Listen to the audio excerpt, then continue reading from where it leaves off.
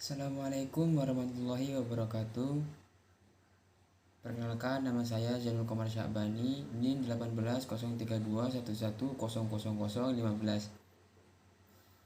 Pada kesempatan kali ini saya akan menerangkan tentang teori risiko, yaitu tentang teori motivasi dan penerapannya dalam organisasi analisis risiko.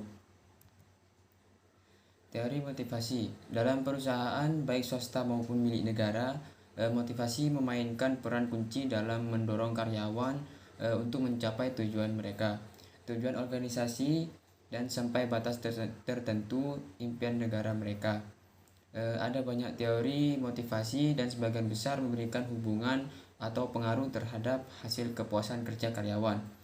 Ada tiga kategori utama, yaitu teori isi, teori proses, dan teori kontemporer. Teori-teori motivasi mungkin dikategorikan menurut definisi dan tujuannya, tetapi analisis kritis mengungkapkan bahwa mereka semua terkait. Mereka mengarah kepada kepuasan melayani karyawan. Selanjutnya, motivasi. Motivasi merupakan keadaan emosional yang menyenangkan atau positif yang dihasilkan dari penilaian pengalaman kerja seseorang.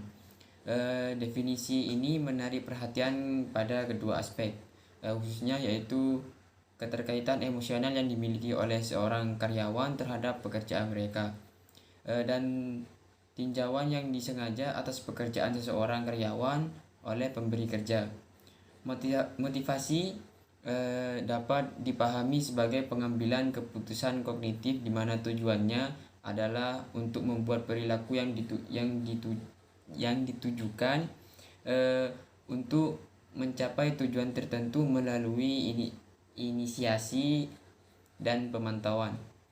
Di tempat kerja, ulasan dilakukan dengan menggunakan penilaian, dan penilaian di tempat kerja memiliki standar yang telah ditentukan, dan hasilnya dapat memicu reaksi emosional pada karyawan, dan reaksi ini akan menentukan seberapa puas atau tidaknya seorang karyawan tersebut. Analisis risiko karyawan. Karyawan yang kurang motivasi di tempat kerja merupakan faktor risiko dalam menjalankan operasi bisnis sehari-hari. Beberapa karyawan terlibat dalam peralatan perusahaan setiap hari. Beberapa di antaranya membutuhkan perhatian dan keamanan maksimal saat menggunakannya. Jadi merupakan tanggung jawab organisasi untuk memiliki tenaga kerja yang seimbang dan karyawan dan emosi mereka sejauh menyangkut masalah pekerjaan. Selanjutnya, risiko operasional.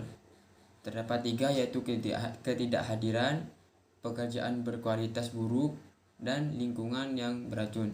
Selanjutnya adalah risiko personil.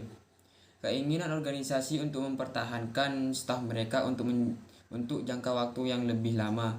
Organisasi menghabiskan banyak uang untuk waktu untuk melatih karyawan mereka.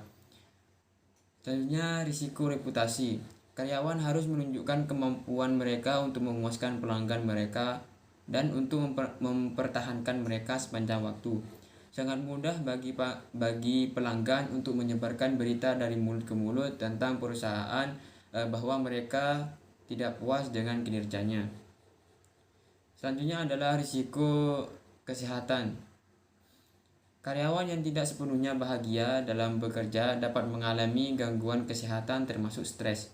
Penyakit yang berhubungan dengan stres akan membahayakan upaya kesehatan di tempat kerja untuk menjaga kesehatan karyawan.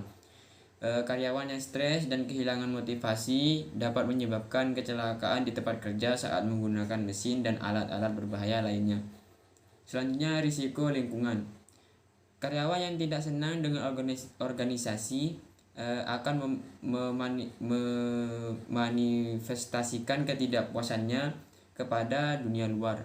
Pelanggan pasti akan mengalami tindakan agresi dan kepahitan yang tidak diinginkan yang berasal dari karyawan yang tidak bahagia. Layanan pelanggan yang buruk akan menjadi urutan hari di antara karyawan yang pada akhirnya akan mencoreng nama bisnis tersebut.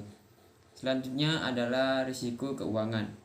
Karyawan yang memiliki motivasi tinggi akan selalu berusaha semaksimal mungkin dalam bekerja dan membantu perusahaan menjadi produktif.